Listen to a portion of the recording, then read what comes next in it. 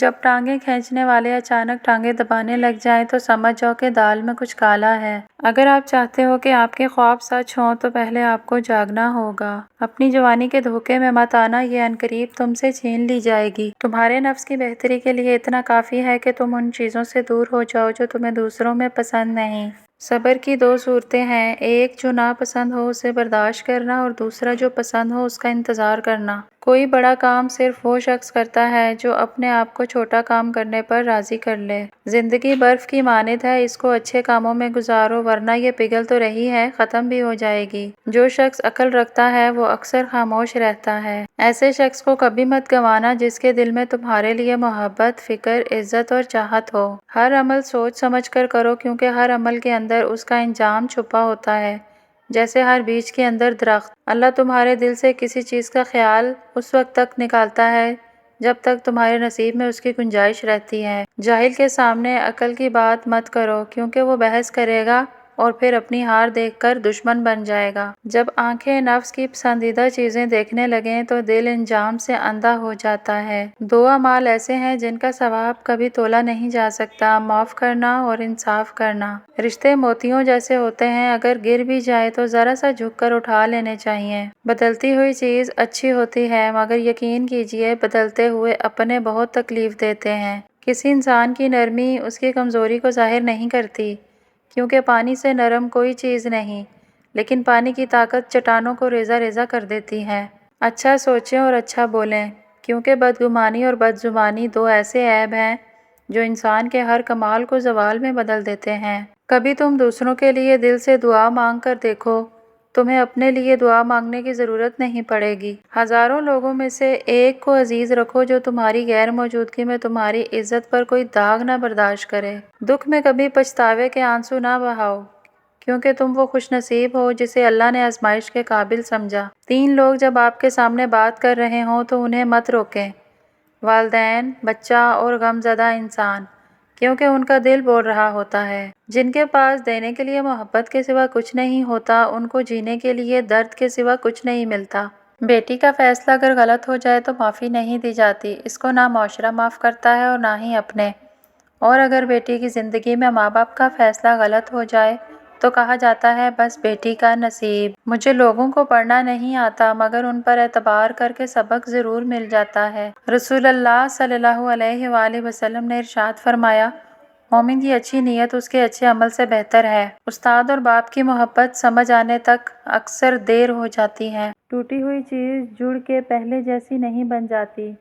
کچھ بھی توڑنے سے پہلے بس اتنا یاد رکھ لیجیے گا، برباد کرنے میں بھی انہی کا ہاتھ ہوتا ہے، گلے لگا کے جو کہتے ہیں ہمیشہ خوش رہو۔ مکافات عمل کی چکی چلتی بہت آہستہ ہے مگر پیستی بہت باریک ہے۔ یہ ہیں وہ رائی کے دانے جن کے بارے میں اللہ تعالیٰ نے فرمایا، جس شخص کے دل میں رائی کے دانے کے برابر بھی غرور ہوگا وہ جنت سے محروم رہے گا۔ اللہ پاک ہمیں اس بری عادت سے بچائے، آمین۔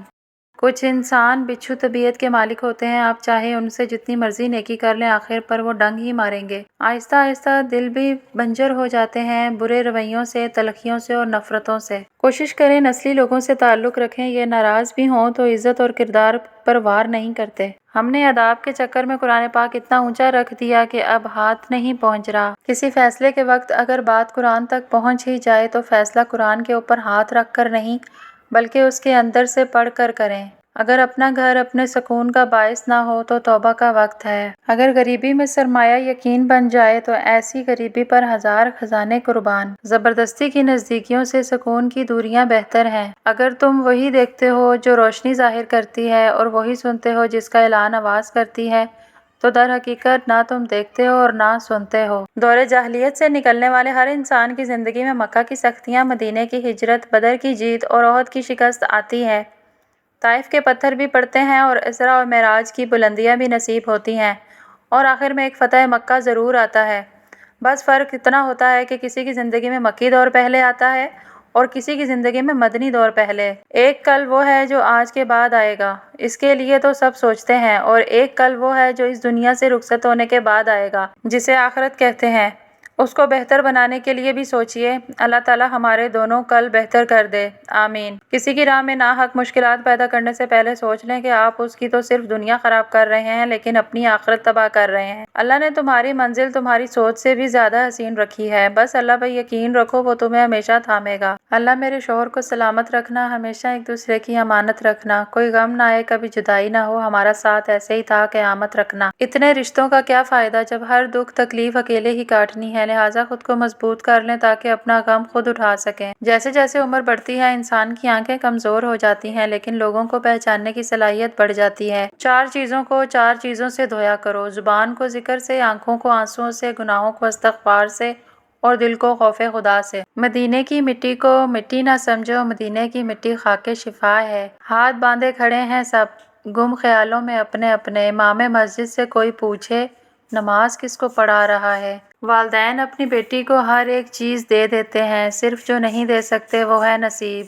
اللہ سب بیٹیوں کے نصیب اچھے کرے، آمین۔ لوگ بیٹی سے کہتے ہیں کہ گھر کی عزت خراب مت کرنا، بیٹے سے کیوں نہیں کہتے کہ کسی کے گھر کی عزت برباد مت کرنا؟ اگر تم سورج کی طرح چمکنا چاہتے ہو تو پہلے سورج کی طرح جلنا سیکھو۔ مشکل وقت میں دوسروں کے کام آیا کرو کیونکہ مشکل وقت سب پر آتا ہے، کسی کا صبر دیکھنے کے لیے اور کسی کا ظرف۔ کبھی بھی کسی کو نیچی نظر سے مت دیکھو کیونکہ تمہاری جو حیثیت ہے یہ تمہاری قابلیت نہیں بلکہ اللہ کا تم پر کرم ہے۔